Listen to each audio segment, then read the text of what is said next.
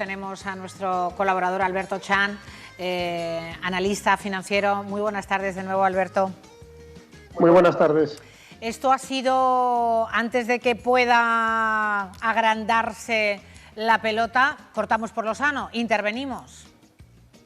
Bueno, a ver, el tema de Silicon Valley Bank va a ir a más. Quiero decir, intervengan o no el banco, el contagio ya está. Hoy me hacía gracia porque vi noticias que se comentaba, bueno, que ahora al intervenir, si interviene la Reserva Federal, evita el efecto contagio. El efecto contagio ya lo tenemos, no hace falta más que ver, estamos cayendo un 3% en IBEX 35, un 2% en el Eurostoxx. Las volatilidades, que es el índice del miedo, están subiendo un 20%, un 15% en Europa, en Estados Unidos. Es decir, el mercado siempre va 1000 veces más adelantado que la actividad política o la intervención.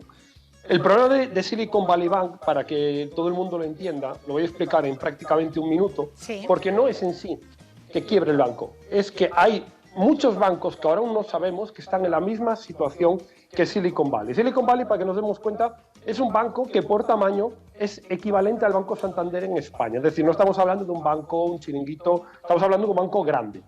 Quebró en 48 horas el banco. El 94% de los inversores de este banco tenía más de 250.000 de depósito. Es decir, que es lo que garantizan en Estados Unidos los depósitos bancarios, igual que aquí en Europa, los 100.000. ¿Cuál es el problema de esto?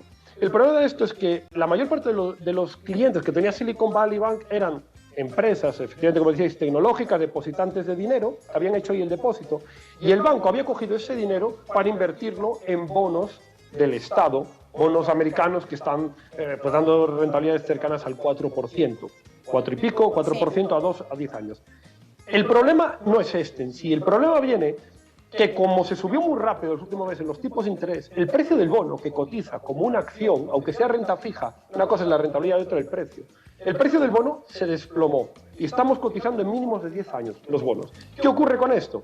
Si tú tienes el bono, como tenía la cartera de Silicon Valley, tenía su dinero invertido en bonos, si esperan al vencimiento a 2, 5 o 10 años, no hay ningún problema. Tienen su dinero y han ganado rentabilidad. Sí. El problema viene que los depositantes exigieron el jueves 40.000 millones y el viernes más, y claro, el banco se tuvo que ver en la difícil situación de tengo que vender los bonos que he comprado a un precio superior y los tengo que vender en pérdidas.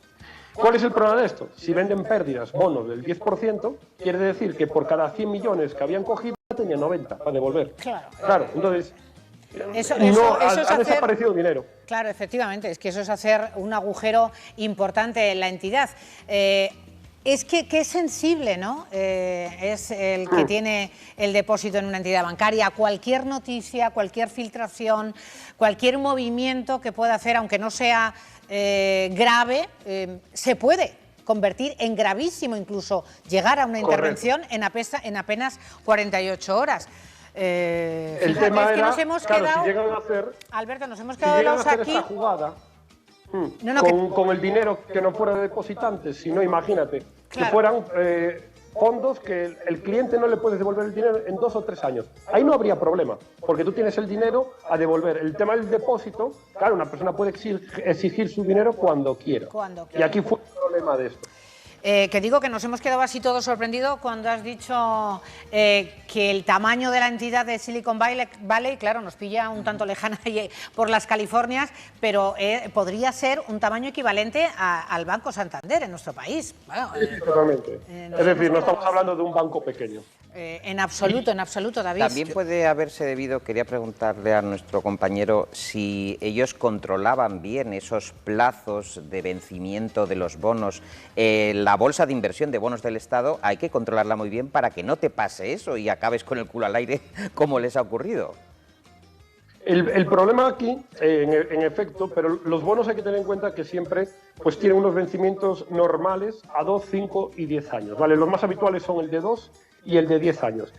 El tema aquí es que prácticamente hace un año, cuando se inició la mayor subida de tipos de interés de la historia por velocidad, claro, los bancos tenían depósitos que los obtenían a tipo de interés cero, es decir, a la gente pues no hay más que ver que dejas un depósito y no daban hace un año ni un 0,1.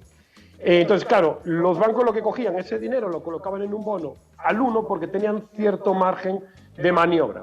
El problema vino, claro, cuando pasamos de tipos de interés inferiores al 1 a más del 4, como estamos ahora, especialmente en Estados Unidos, donde recordemos que la próxima semana probablemente vuelvan a subir tipos de interés. Y claro, eso ha tirado el bono, repetimos, es que el 2022 fue, ya lo venía adelantando aquí en televisión, de que íbamos a tener una crisis muy profunda en diferentes versiones, pero es que en el caso, por ejemplo, de los bonos, tuvimos la mayor caída de la historia en la renta fija, es decir, fondos de inversión que invertían en renta fija, que habían perdido un 20%. No estamos hablando de renta variable, estamos hablando de renta fija.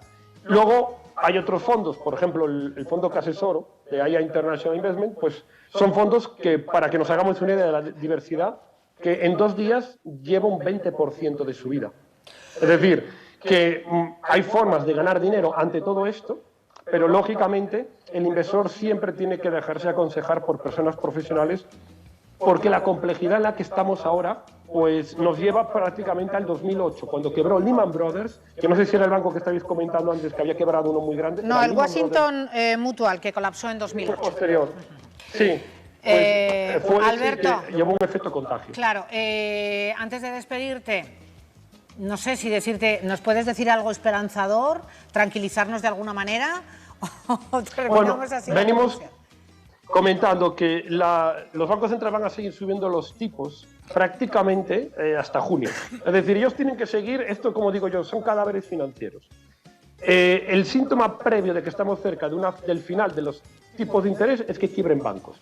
Ya tenemos las quiebras de bancos, entonces ahora mismo es cuando realmente entra el pánico que es necesario en los mercados para hacer un enfriamiento y probablemente, repito, como venimos comentando, seguramente en el segundo semestre del año es cuando podamos ver bajadas en los tipos de interés. Pues no sabes cuánto celebramos. Gracias, de verdad, Alberto Chan, un fortísimo abrazo. Gracias, analista financiero. Un placer estar con vosotros siempre.